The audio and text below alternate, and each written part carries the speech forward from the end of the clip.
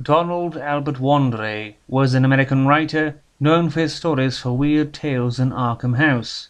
Born in 1908 in St. Paul, Minnesota, the son of Albert Christian Wandrei, chief editor of West Publishing Company, and Jeanette Adelaide, educated at Central High in St. Paul between 1921 and 1924, he worked at the St. Paul Public Library before moving on to publishing in pulp magazines. During World War II, he served for 4 years in the US Army. Wandrei had been a friend to H.P. Lovecraft, and he co-founded Arkham House with August Derleth, the publishing house dedicated to maintaining Lovecraft's legacy. He and Derleth co-founded the company, but after Derleth's death in 1971, Wandrei sued Arkham House over royalties of Lovecraft stories and won in 1986. He died a year later at St. Paul. Wandrei mostly published short fiction. His only novel was The Web of Easter Island, which we shall be reviewing today, and which was written in 1932,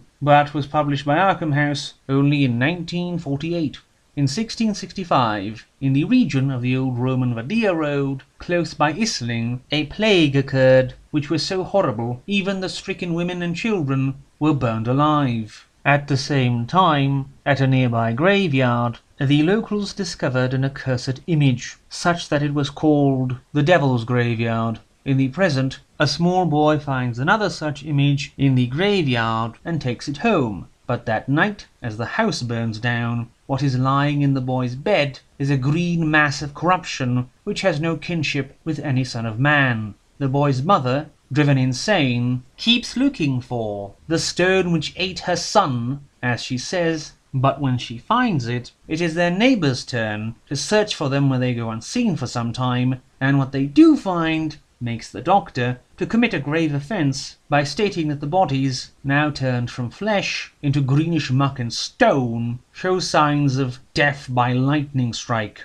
These events, somehow or other, come to the attention of Carter E. Graham, curator of the Ludbury Museum of Archaeology and Anthropology. He had researched bizarre findings all over the world and gets on a train at once to get to Isling. Digging at the Devil's Graveyard, he unearths a bizarre, inhuman image which seems to shimmer and change shape as he watches, as well as a plate covered in cryptic symbols. Boarding a train, he intends to get assistance to make a full archaeological dig at Isling, but his intentions are rendered moot by a train crash. Awakened after some time, the image he was carrying is missing, carried off by a murderer, who winds up taking it on board the Western Queen, a cruise ship, and while there, he meets a gorgeous woman who, in the presence of the image, starts to unwind until she's not all there anymore. And then the Western Queen disappears, never to be seen again.